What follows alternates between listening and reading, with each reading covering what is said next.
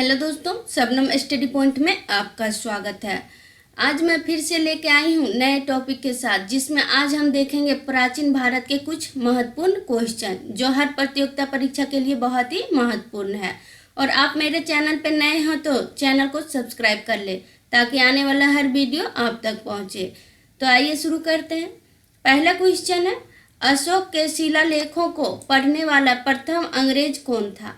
तो अशोक के शिलालेखों को पढ़ने वाला प्रथम अंग्रेज कौन था? तो इसका सही आंसर होगा option D, James Prinsep. James Prinsep Ashok के शिलालेखों को पढ़ने वाला प्रथम अंग्रेज था। अगला क्वेश्चन है, बुद्ध ने सर्वाधिक उपदेश कहाँ दिए? तो बुद्ध ने सर्वाधिक उपदेश कहाँ दिए? तो इसका सही आंसर होगा ऑप्शन सी, श्रावस्ती में। श्रावस्ती में बुद्ध ने सर्वाधिक उपदेश दिए। अगला क्वेश्चन है, प्रसिद्ध यूनानी राजदूत मेगास्थनीज भारत में किसके दरबार में आए थे? तो भारत में किसके दरबार में आए थे? तो इसका सही आंसर हो जाएगा ऑप्शन बी, चंद्रगुप्त मौर्य। चंद्रगुप्त मौर्य के दरबार में आए थे यूनानी राजदूत मेगास्थनीज। अगला क्वेश्चन है, भारतीयों के महान रेशम मार्ग किसने आरंभ कराया? तो किसने आरंभ कराया? तो इसका सही आंसर होगा ऑप्शन ए, कनिष्क। कनिष्क ने भारतीयों के महान रेशम मार्ग का आरंभ करवाया। अगला क्वेश्चन है, फाहियान किसके शासनकाल में भारत आया था? तो फाहियान किसके शासनकाल में भारत आया था? तो इसका सही आंसर हो जाएगा ऑप्शन बी, चंद्रगुप्त द्वितीय। चंद्रगुप्त द्वितीय के शासनकाल में फाहियान भारत आया था। अगला क्वेश्चन है, हैनसोंग किसके शासनकाल में भारत आया था? तो हैनसोंग किसके शासनकाल में भारत आया था? तो इसका सही आंसर हो जाएगा ऑप्शन ए, हर्षवर्धन। हर्षवर्धन के शासनकाल में हैनसोंग भारत आया था। अगला क्वेश्चन है, किस चीनी यात्री को वर्तमान शाक्य मुनि एवं यात्रियों का राजकुमार कहा जाता है? तो किस चीनी यात्री को कहा जाता है? तो इसका सही आंसर हो जाएगा ऑप्शन डी, हैनसोंग। हैनसोंग चीनी यात्री को वर्तमान शाक्य मुनि एवं यात्रियों का राजकुमार कहा जाता है। अगला क्वेश्चन है, सियुकी नामक यात्रा वितरण निम्नलिखित में से किससे जुड़ा है? तो किससे जुड़ा है? तो इसका सही आंसर हो जाएगा ऑप्शन डी, हैनसोंग। हैनसोंग से जुड़ा हुआ है सियुकी नामक यात्रा वितरण। अगला क्वेश्चन है, सिंधु घाटी के लिए मेसोपोटामियाई रिकॉर्डरों में निम्नलिखित में से किस शब्द का प्रयोग किया गया है? तो किस शब्द का प्रयोग किया गया है? तो इसका सही आंसर हो जाएगा ऑप्शन बी, मेलुहा। मेलुहा शब्द का प्रयोग किया गया है मेसोपोटामियाई रिकॉर्डरों में। अगला क्वेश्चन है, महर्षि पतंजलि किस शासक के समकालीन थे? तो महर्षि पतंजलि किस शासक के समकालीन थे? तो इसका सही आंसर हो जाएगा ऑप्शन सी, पुष्मित शुंग। पुष्मित शुंग शासक के समकालीन थे। कौन थे? महर्षि पतंजलि। अगला क्वेश्चन है, भारतीय संस्कृति का स्वर्ण युग किसके काल को कहा जाता है? तो भारतीय संस्कृति का स्वर्ण युग किसके काल को कहा जाता है?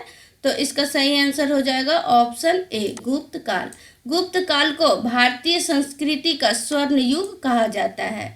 अगला क्वेश्चन है, किस हड़प्पा संस्कृति स्थल से खुदाई में घोड़े की अस्थियां प्राप्त हुई है? तो किस हड़प्पा संस्कृति स्थल से प्राप्त हुई है?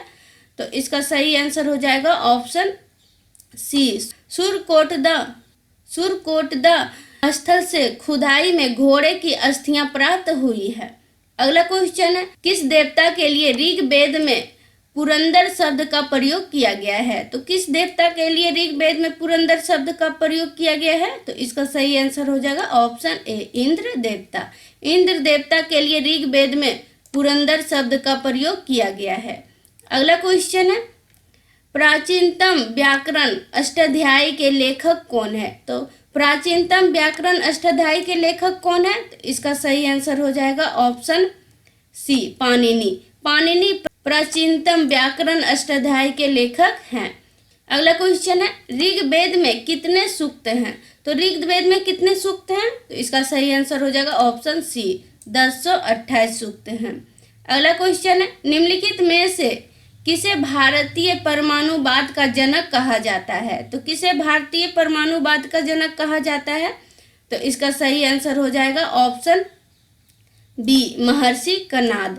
महर्षि कणाद को भारतीय परमाणुवाद का जनक कहा जाता है? अगला क्वेश्चन है, नंद वंश का संस्थापक कौन था? तो नंद वंश का संस्थापक कौन था? तो इसका सही आंसर हो जाएगा ऑप्शन ए, महापद्मानंद। महापद्मानंद नंद वंश का संस्थापक था। और नंद वंश का अंतिम शासक कौन था? धनानंद था।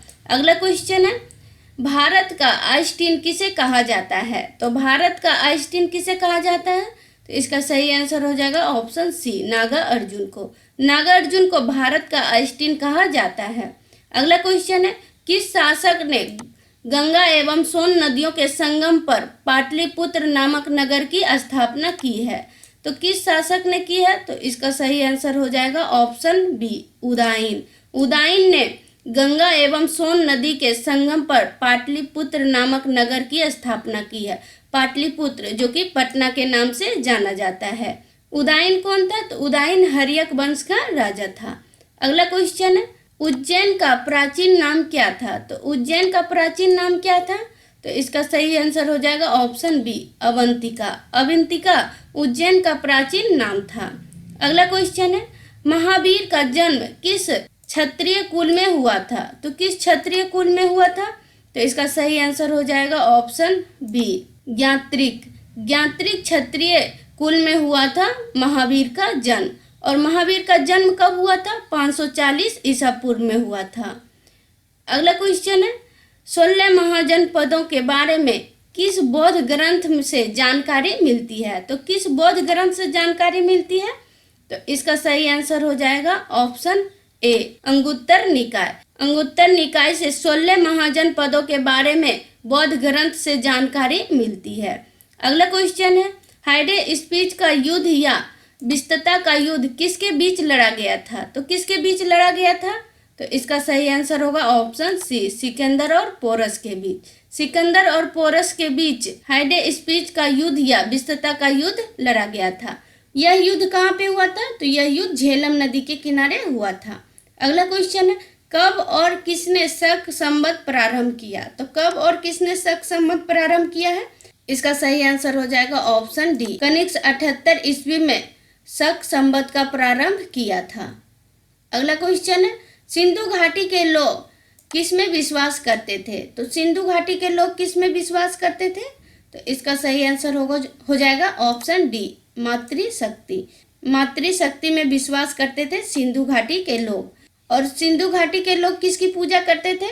पशुपति के पूजा करते थे।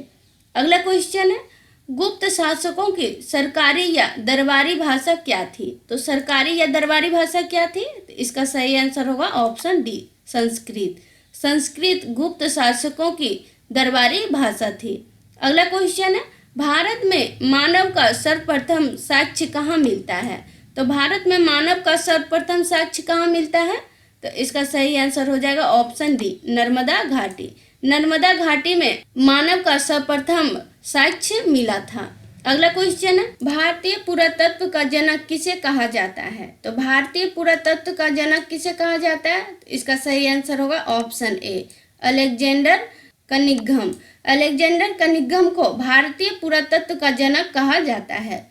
अगला क्वेश्चन है, गणित की पुस्तक लीलावती के लेखक कौन थे? तो गणित की पुस्तक लीलावती के लेखक कौन थे? तो इसका सही आंसर हो जाएगा ऑप्शन बी, भास्कराचार्य। भास्कराचार्य गणित की पुस्तक लीलावती के लेखक थे। अगला क्वेश्चन है, किस ऋषि के बारे में कहा जाता है कि उन्हें दक्षिण भारत आर्यकरण किया, उन्हें आर्य बनाया? तो किस ऋषि के बारे में कहा जाता है? तो इसका सही आंसर होगा ऑप्शन सी, अगस्त्य। अगस्त्य ऋषि के बारे में कहा जाता है कि उन्होंने दक्षिण भारत का आर्यकरण किया, उन्हें आर्य बनाया।